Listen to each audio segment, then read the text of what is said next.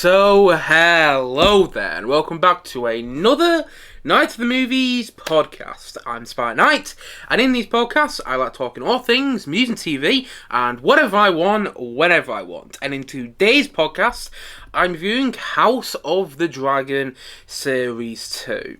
But just before I get into that, I want to quickly say that I'm not feeling 100% right now. In fact, I'm feeling quite ill. I'm feeling very dizzy as I'm recording this podcast. I don't know how it's going to go, but I'm just saying up front that I am not on top form today, but I'm powering through with this review because I want to talk about my thoughts on this series of House of the Dragon, and that's exactly what I'm doing in this podcast today. So, without further ado, let's get into my thoughts on House of the Dragon Series 2. So, if people don't know already, House of the Dragon is a Game of Thrones spin-off. It's a prequel series to Game of Thrones, set 200 years before the events of Game of Thrones. And the first series of this show came out 2 years ago now. I remember reviewing it on this channel 2 years ago, and I didn't love the first series. I liked it quite a lot. I thought it was very well written, had some great character drama in there, and had some stellar performances. But I didn't love it because they kept changing the actors for certain characters, and I understood why they were doing that. There were quite a few time jumps in the first series, but it felt for me like they never really got to the meat of the story in House of the Dragon Series 1 until the end of that series, and I didn't love how it was all about who was going to get the Iron Throne as well, because it felt like we already had 8 seasons of Game of Thrones about that, and I would have liked to have seen the first Game of Thrones spin-off to be about something else other than who's going to get the Iron Throne. That being said, I did think it was compelling TV, and I still really liked it. I didn't love it like everybody else seemed to, but I did think it was pretty good TV. And Series 1 ended in a way which actually made me quite excited for Series 2. Probably more excited than you thought I would be, given my feelings towards Series 1, because Series 2 set up that we finally got to the meat of the story. So Series 1, so that's what I meant. Series 1 ended in a way where it was like, okay, Series 2 is going to be all about the meat of the story. It's finally going to be what we want from this series. So I was looking forward to Series 2 quite a lot. And after finishing it earlier this week, here are my thoughts on Series 2 of House of the Dragon. I think this is a good series of TV. Not a great series, but a good series. I think it has a lot of merit in it. I think there is a lot you can say which is fantastic about this series. The production quality is clearly on screen. Like, this show has been, a lot of money has been put into this show, and you can tell that when you watch it. Like, the CGI and the dragons looks fantastic for a TV show. The dragons, whenever they're on screen, you know, the word dragon is in the title of this TV show, so you're expecting there are going to be quite a few dragons, and there are more dragons in this series than there were in the first series, if I remember correctly. At least it felt like there were more dragons in this series, and if you didn't believe in the dragons, then it would be difficult to fully get into this show. But whenever there's a dragon on screen, I fully believed in it. And that sounds like a small thing, but I think it's quite a big thing. Because again, dragons are in the title of this show. It's a show all about the Targaryens. And if you don't know your Game of Thrones lore, I mean, I'm not particularly familiar with Game of Thrones lore, you know. I've never read the Game of Thrones books, but if you have seen any bit of Game of Thrones, you'll know that the Targaryens are quite tied to their dragons, and you see a lot of dragons in this series, and I thought whenever you saw a dragon, they made it believable, which sounds like a small thing, but in my opinion is actually quite a big thing. Also, I think this is a well-written series of television. I'm not going to say it's very well-written, because I don't think this series of House of the Dragon in particular is very well-written, but whenever there's dialogue between characters, it feels authentic to the world we're watching.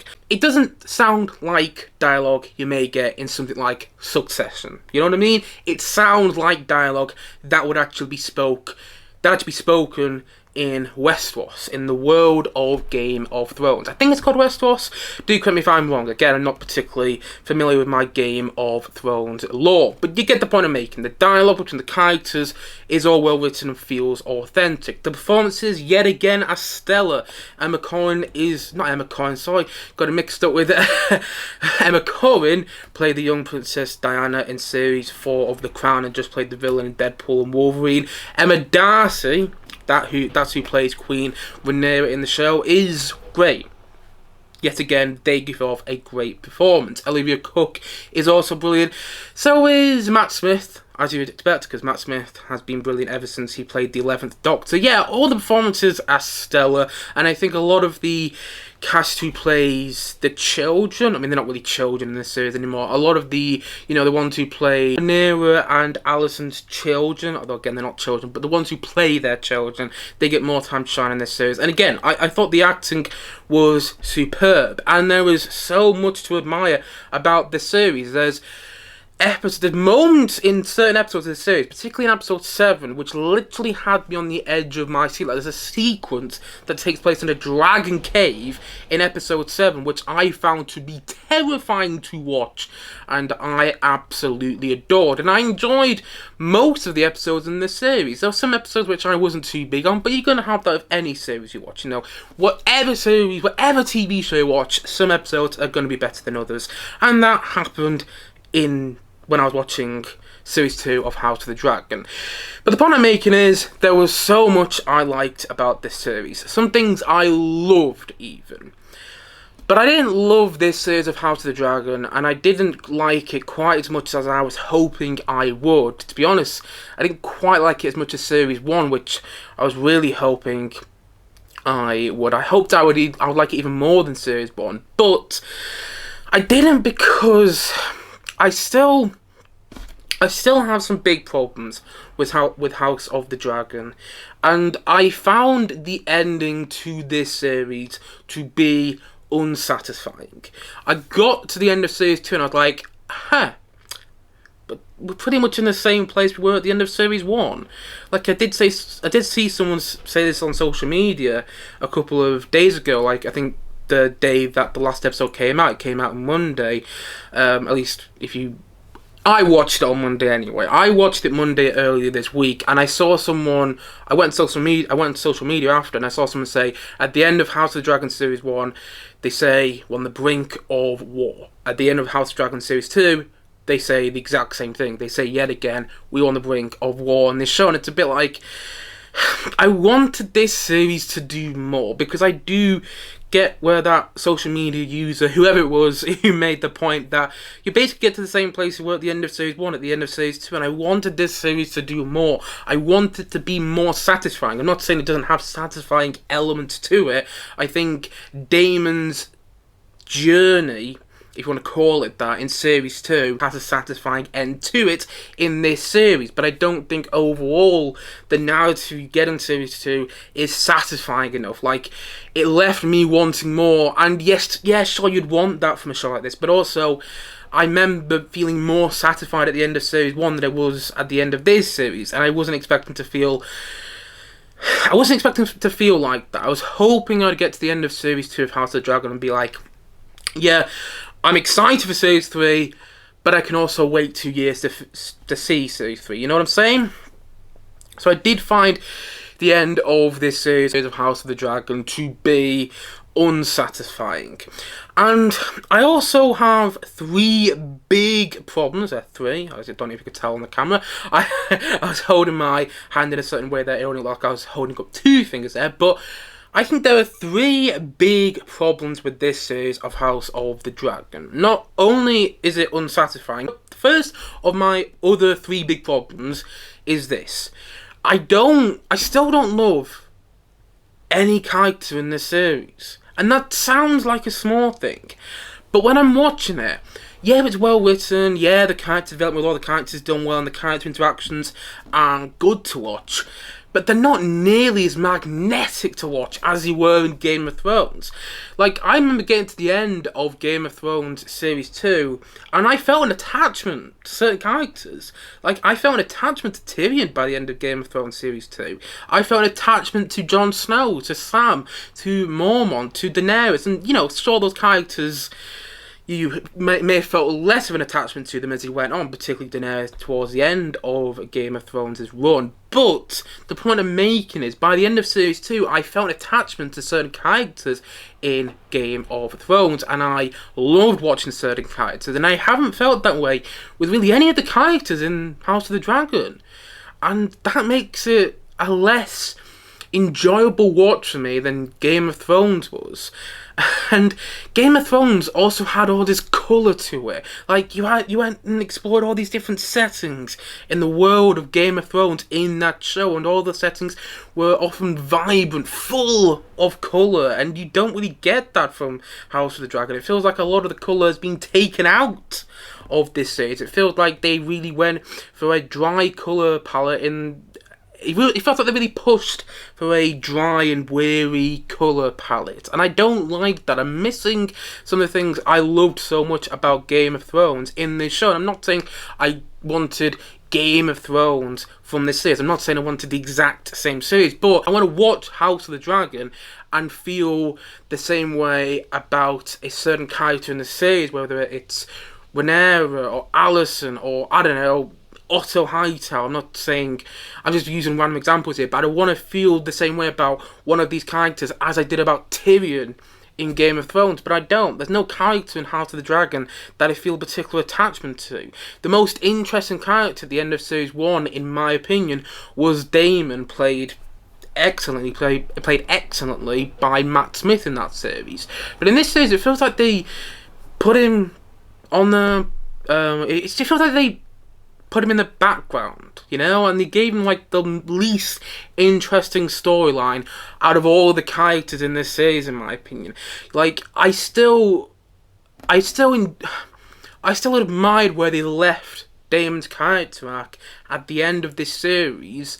But at the same time, whenever you cut to Daemon's storyline in the series, I didn't care nearly as much as I wanted to, and I didn't find him nearly as compelling as I did in Series 1. And I think the most likeable character in House of the Dragon, and spoiler here, in case you haven't seen this series of House of the Dragon yet, you're wanting to, but you just haven't got around to watching Series 2 of House of the Dragon, so spoiler alert here, I think the most likeable character in this series, who I probably felt the most attachment to, they killed off in what was in episode 4 of Series 2, and that was Rhaenys. I think that's what the character was called. You know, the Queen That Never Was. She was the most likeable character, in my opinion, and they go and kill her off.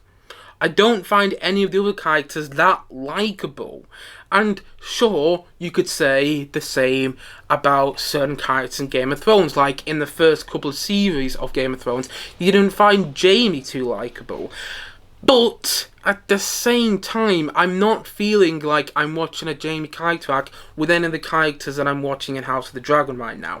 And also, Game of Thrones went on for 8 series, and we saw Jaime's character arc, we saw Jaime's character change over the course of those 8 series, or more over the course of the first 7 series of that show. You know, the 8th series, Jaime's character arc just went like this, boo! Just went complete and utter rubbish. But the point I'm making is, you had all this time to watch Jaime's character grow, yet they've already announced that House of the Dragon is ending with Series 4, so I really don't see another Jaime Lannister sort of character arc happening in this show in that amount of time.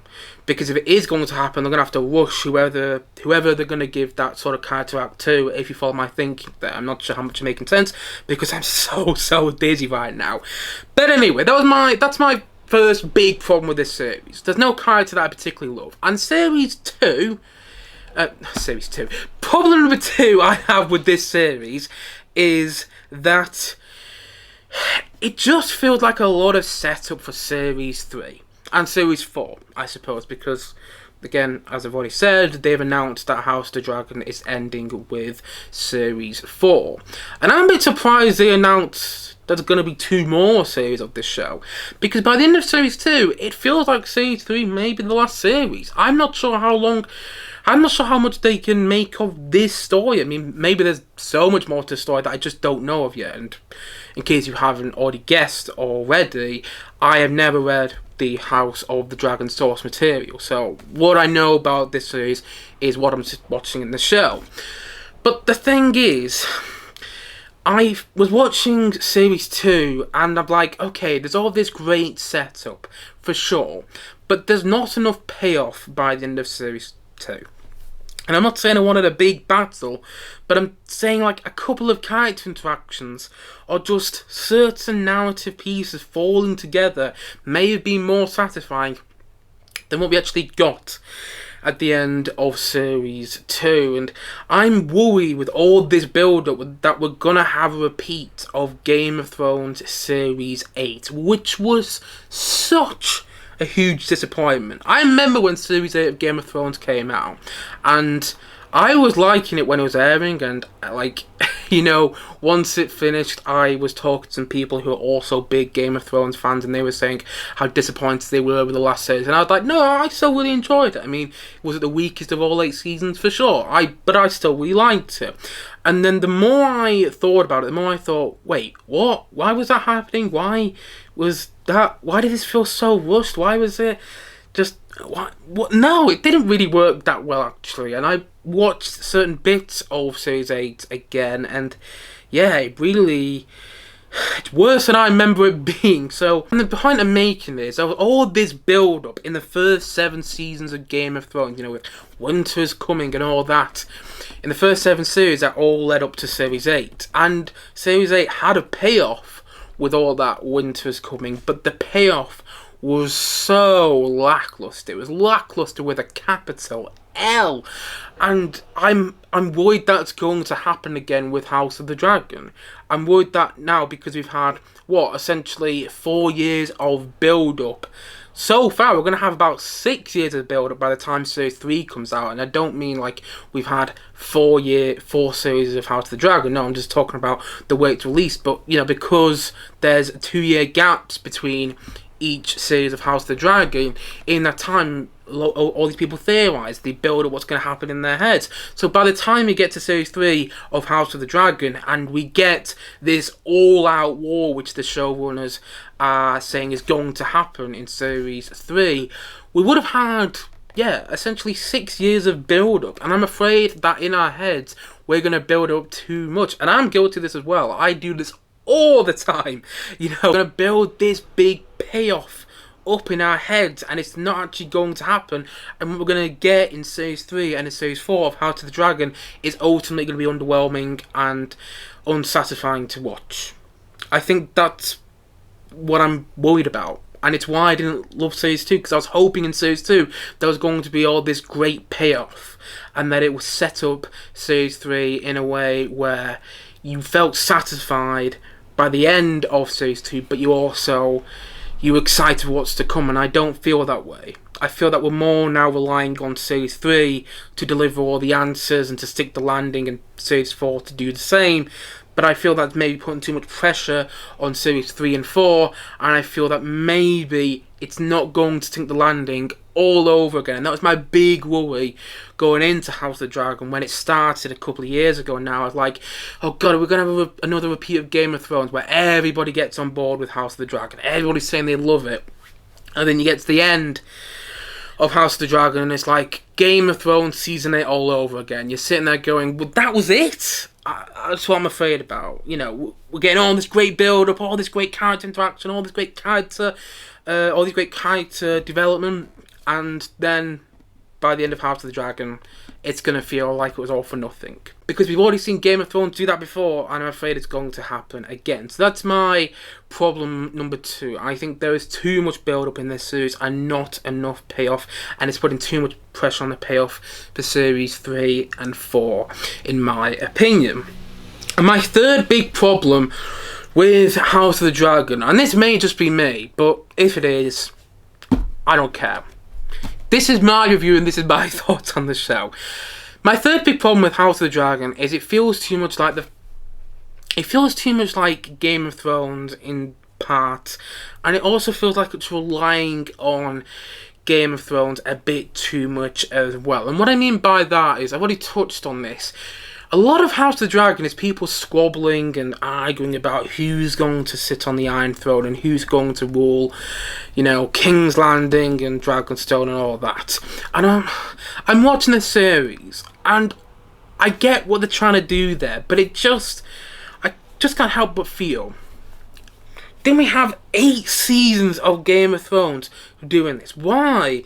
In our first Game of Thrones spin-off, and I said first there, by the way, because they are doing more, and I'm hoping the next Game of Thrones spin-off isn't about who's going to get the Iron Throne, because I don't like the fact that in our first Game of Thrones spin-off, it's all about who's going to get the Iron Throne all over again. Why can't it be about something different? There is so much to the world of Game of Thrones that the TV show Game of Thrones touched on but didn't delve into, and I want to see fully delved into in the spin-off series. But instead it feels like we're kind of treading the same paths and the same storylines that we did in Game of Thrones about who's going to get the Iron Throne, or there's these annoying and self-absorbed king. It just feels very much like Game of Thrones in its storylines, and I want to be different. I want to see other parts of the world of Game of Thrones. I don't think this series is really exploring, because it's doing the same kind of things that Thrones was doing, and I'm not thrilled with that. I want to see the series do something different, and that won't be a big thing for many people. But like, whenever they mention a Song of Ice and Fire, the tale of a Song of Ice and Fire in this series, or whenever they say, whenever they reference the events of Game of Thrones, like in the last episode of Series 2 of House of the Dragon, they say, I think Daemon, Matt Smith's character, says, winter is coming, and I'm sat there going, but we've done this. How many times did I hear the phrase, winter is coming, during all 8 series of Game of Thrones? How many times did they reference a Song of Ice and Fire, which I'm pretty sure is the tale of Game of Thrones, in Game of Thrones? I'm just like, can we get past all of the Game of Thrones stuff? But I know this is a prequel to Game of Thrones, and I know this probably sounds like a silly criticism, but it's annoying me, because whenever they reference a Song of Ice and Fire, which they do about at least 3 times in this series, maybe more, and by the way, 3 times is 3 times too many, stop talking about it, but whenever they reference it, it just makes me think, oh yeah, do you remember Song of Ice and Fire? Remember that? It was made into this brilliant TV show called Game of Thrones. Remember how that ended? Remember Series 8? God, that was such a huge disappointment. That's what happened. That was my thought process whenever a Song of Ice and Fire is mentioned. I'm like, and the prince who was promised, I'm like, can we get past this? Alright? I understand why it's in there, but it just annoys me. And I want this series to feel... I don't want this series to just tread in the same paths that Game of Thrones did. I suppose that's what I'm saying. Again, it's probably not... It sounds like a silly criticism, but like, I'm watching this and I feel there's so much potential for more storytelling away from King's Landing, away from Dragonstone, away from the wall which we see in this series, which is such a huge part of Game of Thrones, but we keep going back to it in the show. I want there to be more exploration into stuff we didn't see in Game of Thrones and its storylines, and learn about different storylines that we hadn't seen in Game of Thrones, that we hadn't already seen done in Game of Thrones, if you follow me. So that's my third big problem. It feels too much like Game of Thrones to me. So they're my 3 big problems with this series. Problem number 1 is I don't love any character in House of the Dragon. There's no character I feel an emotional attachment to the same way I did with, say, characters like Tyrion, Jon Snow, Sam, and so on and so on and so on in Game of Thrones. My second big problem is that this series of House of the Dragon does a lot of setup and not enough payoff. Like, I think it's episode 5 of this series of House of the Dragon. It's basically can be summed up in me saying this: more kites and more dragons are coming. I don't want to just be able to sum up one episode in one sentence, and don't just do build up. Actually gives me something to properly get into. And my third big problem with this series of House of the Dragon is it's feeling a little too much like Game of Thrones to me, and I want to get away from it. Don't get me wrong, I like that this show has the feel of something that's taking place in the world of Game of Thrones, if you follow me. But I don't want it to feel just the same way that Game of Thrones did. I want to see it do something different, and sure it does, but just get away from all the stuff about the Iron Throne. Get away from all the stuff about who's going to win the war and all that. Give me a different story in this world, you know?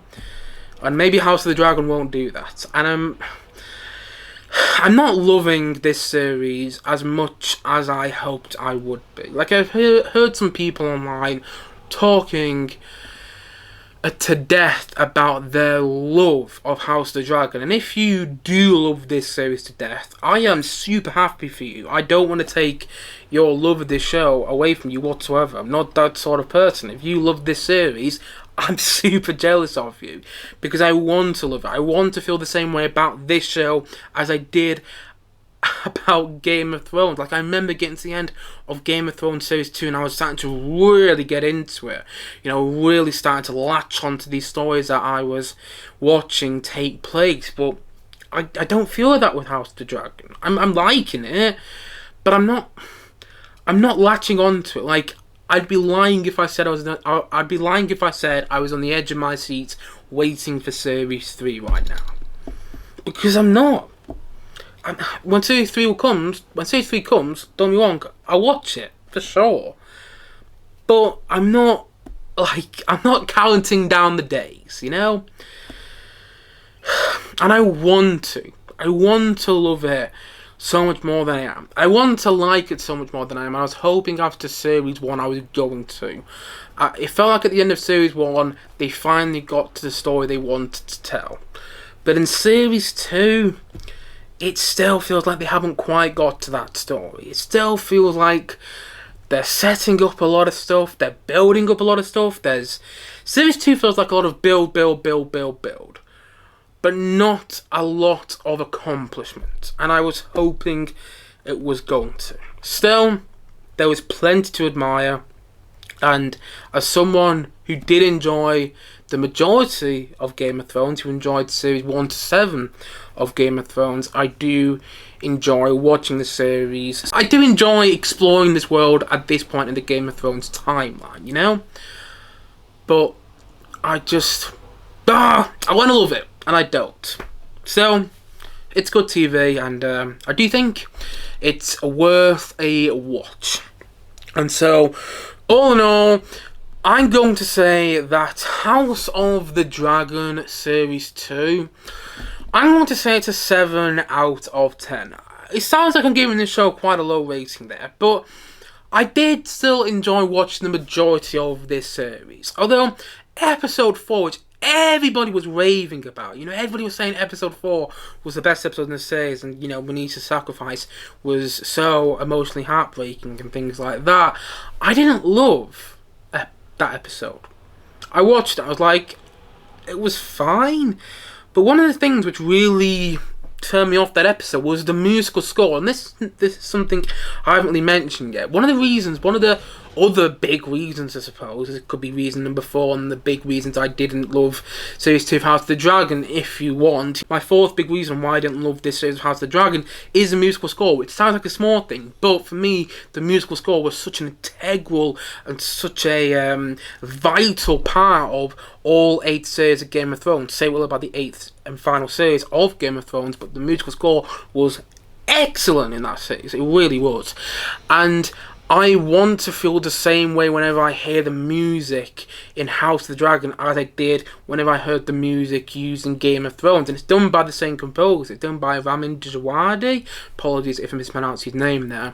But I don't. And I feel that perhaps Ramin Djawadi working in the world of Game of Thrones for as long as he has maybe made him tired, because he did a brilliant score for House of the Dragon Series 1. A really fantastic score. But here, it feels like the score is lacking. And it needs to be more thrilling. It needs to be more heart pounding the same way it was in Game of Thrones. Like, I still remember whenever there was a big moment in Game of Thrones, like whenever you'd hear the music building. Like, although I didn't think it was well done, when the Night King was killed in Series 8 of Game of Thrones, the music and the way the music was building up to the Night King's death was phenomenal. And I don't feel that way with any of the music in House of the Dragon.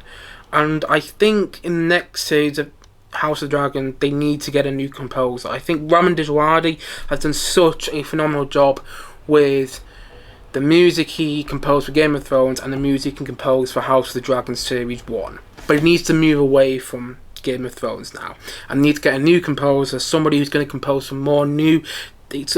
Somebody's going to compose something which feels fresh and familiar in this world and maybe make things feel more thrilling and exciting, because whenever I heard the musical score on this series in particular of House of the Dragon, not so much in Series 1, again I thought I did a really great job in Series 1, but whenever I heard the musical score in Series 2, I'm a bit like, this could be better.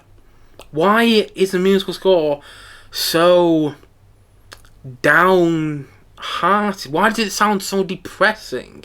And I think it's because this series is quite depressing to watch. You know, that's another big problem I have with this series. God, my head's all over the place. Can't believe I haven't mentioned this.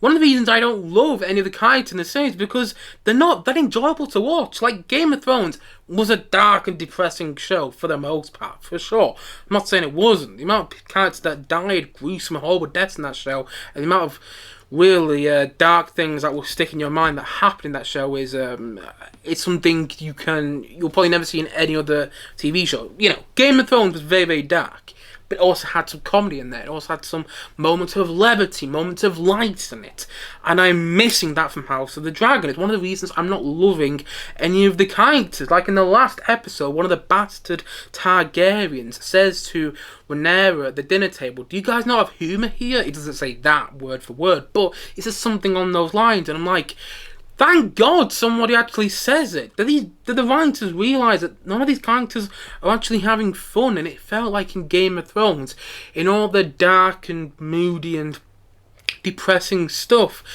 there were moments of levity, there were moments of light, and there were moments of humour, and those moments really shone through, and I'm missing that from House of the Dragon. I think it's what made what made series 1 to 7 of Game of Thrones so endearing, and I think it's what's making House of the Dragon not as endearing. That is the big thing. That's what I should have led off with. I think the reason this show isn't as endearing for me personally is because it doesn't have as many moments of levity and light that are shining through. It's got bits here and there, but it needs more. I really wonder whether this is going to have the same legacy that Game of Thrones did, the first 7 seasons of Game of Thrones. I really wonder whether it will, because it's too dark and too depressing in my opinion. And I get why, but, you know, they could add some light in there. I really want them to just make it a little bit more fun to watch. Don't make it so dark. Why does everything nowadays have to be dark? I'm starting to go on a tangent, you know. It's one of the reasons I enjoy shows like The Outlaws and shows like, there's another example that I'm forgetting off the top of my head right now. One of the reasons I'm looking forward to Shrinking Series 2 so much, because those shows are fun to watch. They're not always dark and depressing. Sure, they have dark elements about them, but they're not always dark and depressing, and I'm looking forward to watching a TV show that isn't, because it feels like everything nowadays is, and House of the Dragon is another culprit of that. House of the Dragon is just another dark and depressing show, but I've been rambling on enough. You get the point I'm making. I didn't love this series of House of the Dragon, but I did still enjoy watching it. As a whole, I'd say I enjoyed about 6 out of 8 episodes in this series, which, you know, is enough for me to give it a positive review, as I think I have in this review, in my view of this series today. I think it's a beautifully produced show, very well shot, very well directed, authentically written, that you believe that what you're watching is in the Game of Thrones world. I think it's a well written show overall, not very well written, but well written enough, and I think it really has some excellent moments here and there. I just don't think it's ever going to reach the heights of Game of Thrones, though. And I think this series of House of the Dragon exemplified that, because I think it's relying too much on this payoff that they better deliver on, and I think it's I think it's not as fun to watch as Game of Thrones was, and I'm not loving any characters in the series as much as I loved certain characters in Game of Thrones. I don't think it's got quite as good as a musical score as it needs to. And it's just repeating many of the same storylines as Game of Thrones did, but in a lesser way, in my opinion. It started to feel a bit like a poor man's version of Game of Thrones. And I'm hoping the next two series feel less like a poor man's version of Game of Thrones and more like its own series, you know? I do wonder how well this TV show would have worked if Game of Thrones Series 1 to 7 didn't work as well as they did. But that's a question which will never be answered because Game of Thrones Series 1 to 7 were so excellent. So I don't even know what I'm saying anymore. And I'm so dizzy right now, so I'm just going to round things off by saying I didn't love House of the Dragon Series 2, but I did enjoy watching it. And I thought it was good, just not great TV in conclusion. And so, all in all, as what he said, and as I'm going to say once more in this podcast today, House of the Dragon Series 2 is a 7 out of 10 from me.